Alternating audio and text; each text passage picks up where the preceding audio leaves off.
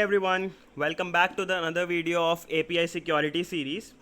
Today in this video we will discuss broken object level authorization, the top number one vulnerability in the OWASP top 10 list of API vulnerabilities.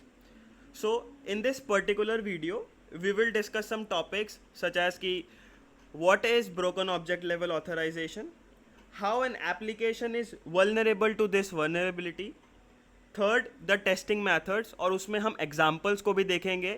I have recorded a real example of how I tasted broken object level authorization on an API. And then lastly we will discuss ki how we can prevent an application or an API from broken object level authorization. So let's get started with the video. Broken object level authorization. So when an API fails to implement security controls around who can access what. So in very simple terms, let's say कि हम अपने घर से बाहर कहीं out station पे जा रहे हैं, हमने अपना घर अनलॉक छोड़ दिया, मतलब हमने कोई भी लॉक नहीं लगाया. हमने सोचा कि कोई भी चोर या कोई भी बैड पर्सन हमारे घर में नहीं आएगा. हमने इस इंटेंशन से अपना घर को अनलॉक छोड़ दिया. सो this is a very basic terminology, or I can say that a very basic definition of broken object level authorization. So when we modify the object identifiers to access resources that a user cannot. एक example देखते हैं, जैसे इसमें हम health care की एक mobile application है जिसमें एक बहुत सारी APIs हैं. तो इसमें एक API है कि पेशेंट रिकॉर्ड की, तो पेशेंट का कुछ ऑब्जेक्ट आइडेंटिफायर है. Object identifier is can be anything कि यूज़र ID और ऑर्डर ID और पेशेंट ID, एनीथिंग. सो यहाँ पे let's say patient ID 1 n number of zeros and 1 है, और दूसरा पेशेंट है 1 n नंबर ऑफ ज़ीरोज़ 2. सो अगर हम पहले वाले API में अगर लास्ट वाले 1 की जगह 2 कर दें और हमें एज A यूज़र, और वो जो 2 ID है वो B यूज़र की है, अगर A यूज़र उस B यूज़र को का डेटा एक्सेस कर रहा है तो हम उसको ब्रोकन ऑब्जेक्ट लेवल ऑथराइजेशन बोलते हैं. सो this is a very basic example. आगे वीडियो में बहुत डीप डाइव एग्जांपल्स भी हैं और लाइव एग्जांपल्स भी हैं. This vulnerability occurs when there is no authorization or any access control mechanisms are implemented in the application, and there is a confusion between IDOR and this broken object level authorization कि कब एक vulnerability IDOR होगी या कब एक vulnerability बोला होगी. So basically there is a very minute difference. So IDOR का example लेते हैं. So IDOR is basically improper handling of object references. जब भी हम कोई भी ऑब्जेक्ट को या कोई भी डेटा को एक्सेस करेंगे विद और यूजिंग ऑब्जेक्ट आइडेंटिफायर्स, और हमें अनऑथराइज्ड एक्सेस मिलेगा. जैसे यूज़र ID है, user ID 1 and user ID 2. हमने 1 और 2 में चेंजेस किए, बेसिकली यूज़र IDs में चेंजेस किए, because these are the object identifiers. तो हम इसको IDOR कहेंगे, इसको हम बोला भी कहेंगे, but BOLA is pure authorisation logic basically. So in BOLA broken is basically means broken authorization logic. So क्या होता है कि बोला में कैसे भी अगर कोई यूज़र अनऑथराइज्ड डेटा या अनऑथराइज्ड इंफॉर्मेशन या अनऑथराइज्ड पेज को एक्सेस करता है तो वो बोला के अंडर में आएगा. बट IDOR में सिर्फ अनऑथराइज्ड एक्सेस अगर on the basis of object identifiers हो रहा है तभी हम उसको IDOR बोलेंगे. So in conclusion we can say that कि all IDORs are bola, but vice versa is not necessarily true. That's why I put IDOR a subset of bola. Now let's understand कि how an application becomes vulnerable to this vulnerability. So इसके root cause क्या हो सकते हैं? As I earlier said कि broken object level authorization is pure authorization logic missing और no implementation of access controls. So क्या होता है कि लेट्स, जैसे मैंने पॉइंटर्स भी मेंशन करे हैं वीडियोस में, कि पहला पॉइंटर यही है कि completely depending on the sequential number IDs and predictable strings. मतलब डेवलपर्स क्या कर रहे हैं, किसी भी चीज़ को एक्सेस कराने के लिए, जैसे यूज़र प्रोफाइल को एक्सेस कराने के लिए, या अगर पेशेंट एप्लीकेशन है उसमें पेशेंट का कोई डॉक्यूमेंट है उसको एक्सेस करने में या उसको डाउनलोड व्यू करने में, एडिट करने में सिंपल को सिक्वेंशियल नंबर यूज़ कर रहे हैं. जैसे there are 10 users in the database, so starting from 1 to 10 these are their object identifiers. So पहला कॉज ये है. दूसरा, a pointer is no proper validation and verification of user actions. So उसका simple मतलब ये है कि जैसे यूज़र ए है और यूज़र बी है, दो यूज़र एप्लीकेशन को यूज़ कर रहे हैं. सो एप्लीकेशन अगर ये चेक नहीं कर रही है कि यूज़र ए ही है जो ये एक्स एक्शन परफॉर्म कर रहा है और नहीं कर रहा है, बेसिकली अगर यूज़र ए यूज़र बी का डेटा एक्सेस कर रहा है, या एप्लीकेशन ये चेक ही नहीं कर रही है कि ये जो सीक्रेट है, लेट्स से कि कोई यूज़र ए है वो अपनी पासवर्ड को चेंज करना चाहता है, बट क्या हो रहा है कि एप्लीकेशन चेक ही नहीं कर रही है कि ये यूज़र ए ही है जो अपना पासवर्ड चेंज करना चाहता है कि नहीं करना चाहता. एप्लीकेशन में देखा, okay the user ID is A and change password में सारे फील्ड्स मेंशन्ड है and everything is there, okay the response status code is 200. But let's say hacker ने उस यूज़र आईडी को ए की जगह बी कर दिया, तो बी का पासवर्ड चेंज हो गया. So there should proper validation and verification of user actions.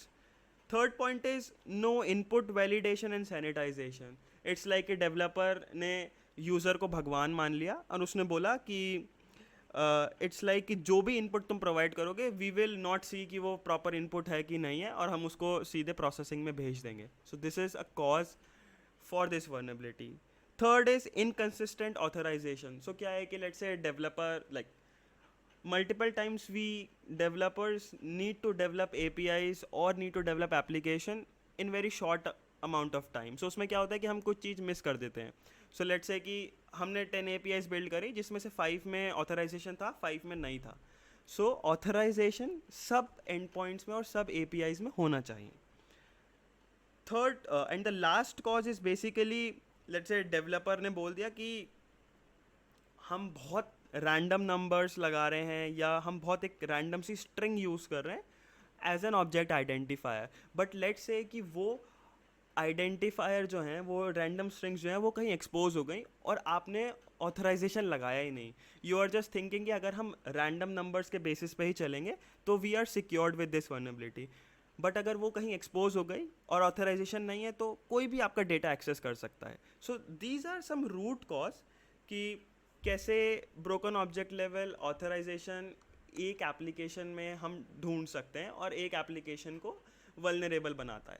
So we will see with an example of code as well कि like I have put 2 snippets, vulnerable code and secure code. So let's see कि दोनों में difference क्या है और कैसे एक code vulnerable हुआ इस vulnerability के लिए और कैसे उसको हम secure कर सकते हैं. These are the 2 code snippets in front of us, one of which is vulnerable, another is a secure code. So in दोनों ही code में the functionality is on the basis of user ID we are returning the secret of the users. Secrets can be anything कि कोई भी PII data होगा या कोई email होगी और कोई password भी हो सकता है. So वल्नरेबल कोड में अगर आप देखो तो इसमें हम क्या कर रहे हैं कि हमने यूज़र आईडी जो वेरिएबल है उसमें जो यूज़र ने पैरामीटर पास किया, बेसिकली जो इनपुट किया, उस यूज़र आईडी को हमने विदाउट एनी चेक कि क्या ये सेम यूज़र आईडी जो करंट लॉग्ड इन यूज़र है उससे मैच होती है कि नहीं होती है, हमने उसको पास कर दिया हमारे दोनों फंक्शन में, गेट यूज़र डिटेल्स में and get secrets by user में. हमने डेटा फैच किया, फंक्शन ने जो भी डेटा रिटर्न किया, हमने फाइनली यूज़र को आउटपुट कर दिया विद द स्टेटस कोड 200 जो उसका यूज़र था और सीक्रेट था. So now there is no check कि जो ये यूज़र आईडी जो पास हुई है क्या ये करंट लॉग्ड इन यूज़र से मैप होती है कि नहीं होती है. That's why this code is a vulnerable code. वहीं अगर हम सिक्योर कोड देखते हैं तो उसमें क्या हो रहा है कि हम चेक कर रहे हैं कि जो यूज़र आईडी है वो मैप हो रही है सेशन से कि नहीं हो रही है. If that user ID is not getting matched तो हम 403 स्टेटस कोड के साथ हम मैसेज भी भेज रहे हैं, unauthorised you shall not hack. So now this is how we make the code secure from the vulnerability broken object level authorisation. I have put 2 example scenarios कि जिससे हमें और बेटर अंडरस्टैंड हो जाए कि what broken object level authorisation is. So पहला example एक automobile mobile application का है. सो आजकल we have very advance technologies and all which provide us कि हम फ़ोन से ही अपनी व्हीकल को कंट्रोल कर सकते हैं. इधर we can start stop the engine और we can lock and unlock the doors. So same चीज़ है कि वो मोबाइल एप्लीकेशन में एक वर्नेबिलिटी थी. सो मोबाइल एप्लीकेशन का फ़्लो क्या था कि वो VIN नंबर लेता था. बेसिकली व्हीकल का जो आइडेंटिफिकेशन नंबर होता है वो नंबर इनपुट करवाता था और उस इनपुट कराने से वो व्हीकल को जो भी एक्शंस यूज़र ने बोला होता था वो व्हीकल से करवा देता था. Now the vulnerability exists that VIN number is not getting checked with the user ID. So क्या हो रहा है कि let's say कि देर इज़ नो चेक कि क्या सेम यूज़र ID के पास जो व्हीकल है वो दोनों रजिस्टर्ड हैं कि नहीं है. बेसिकली दोज आर मैप्ड और नॉट. और अगर नहीं है तो क्या होगा कि जो यूज़र है वो कोई भी VIN नंबर दे देगा और उस व्हीकल को ऑपरेट कर सकता है. इधर अनलॉक द डोर्स और start and stop the engine. So this will allow the attackers to access unauthorized vehicles. Now let's understand the second example, which is basically of an e-commerce platform. So उस e-commerce platform में क्या हो रहा है कि there is a list of revenue charts for the shops. Now there is a end point कि shop name के basis पे हम वो revenue data किसी भी shop का ले सकते हैं. I mean fetch कर सकते हैं. So क्या हो रहा है कि like shop name is basically public information. Like उस एप्लीकेशन में भी आप जितनी भी शॉप्स होंगी आप उनका शॉप नेम तो यू कैन आइडेंटिफाई और यू कैन फेच इजीली.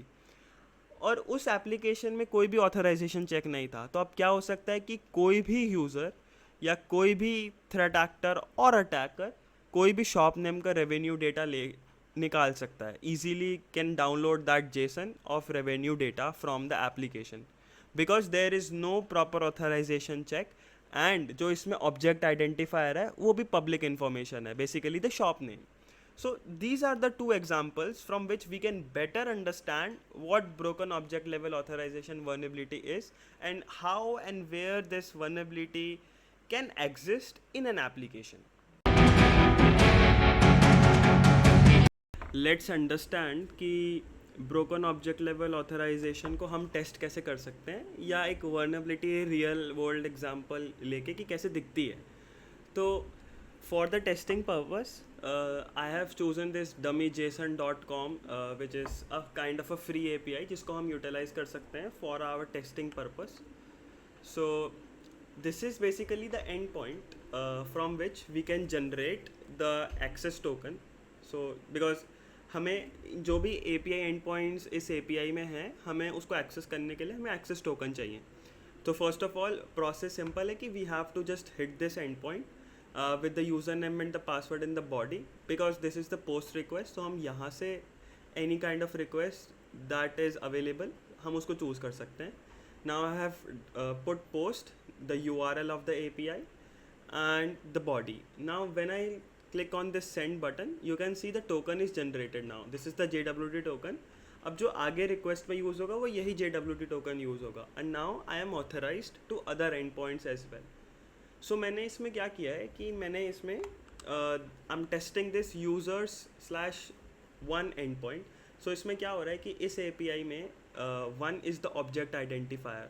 सो क्या ऑब्जेक्ट आइडेंटिफाई कर रहा है वो यूज़र को आइडेंटिफाई कर रहा है कि ये कौन सा यूज़र है. सो नाउ यू कैन सी हमने जो ये यूज़र नेम पासवर्ड था हमने जो ये जनरेट करा ये यूज़र ID 1 के लिए जनरेट करा. तो अब हम इसी की डिटेल्स निकालते हैं with a get request to this end point. Now when I clicked on the send button you can see कि मेरे पास सारी डिटेल्स आ गई for the ID 1. Now you can see first name, last name, the username and password is also available in the response including the email, the phone number, all those things. I guess majorly the PI data, the crypto, wallet ID, everything is exposed and this is admin role as well. Now this is one thing. अब हमें test करना है कि क्या हम इस user के token से कोई और यूज़र का डेटा एक्सेस कर सकते हैं कि नहीं कर सकते हैं. सो हमें पता है कि जो ऑब्जेक्ट आइडेंटिफायर है विच इज़ 1, हम उसको चेंज करके 2 करते हैं. सो लेट्स सी कि अगर हम एक्सेस कर पाते हैं कि नहीं कर पाते हैं. So as you can see now I have another user details as well, which is Michael Williams. Now you can see username, password is also there, Bitcoin wallet ID, the role, everything is exposed there. The card information is also exposed for this user. So this is a very critical vulnerability for this application. Now this is how broken object level authorization exists. Why? क्योंकि token तो generate हो रहा है, it means authentication is proper. Authenticate कर रहा है, check हो रहा है कि यूज़र ऑथेंटिकेट है कि नहीं है, बट कोई भी एक्सेस कंट्रोल नहीं है.